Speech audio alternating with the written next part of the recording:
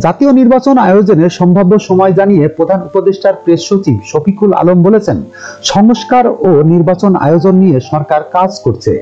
সব ঠিক থাকলে 2026 সালের 30 জুনের মধ্যে আগামী জাতীয় নির্বাচন অনুষ্ঠিত হবে। মঙ্গলবার 17 ডিসেম্বর সন্ধ্যায় রাজধানীর ফরেন সার্ভিস একাডেমিতে তিনি সাংবাদিকদের এ তথ্য জানান। এ সময় প্রশ্ন রেখে শফিকুল আলম বলেন, ভোট নিয়ে প্রধান উপদেষ্টা ডক্টর মোহাম্মদ ইউনূস যে ঘোষণা দিয়েছেন তার চেয়ে স্পষ্ট রোডম্যাপ আর কি হতে পারে। শফিকুল আলম আরো বলেন, শিক্ষাক্ষেত্রে ঘুষ বাণিজ্য সহ দুর্নীতির বিষয়ে অনেকাংশই চিহ্নিত করা হয়েছে। দুর্নীতিমুক্ত করতে ব্যবস্থা নেওয়া হবে। শিক্ষা কমিশন করা না হলেও অল্প সময়ে শিক্ষা খাতে যেসব ক্ষেত্রে দ্রুত পরিবর্তন আনা সম্ভব তেমন কাজ করছে সরকার। যখনকার খবর তখনই দেখতে চোখ রাখুন সুন 24 টিভিতে। চ্যানেলটি সাবস্ক্রাইব করুন।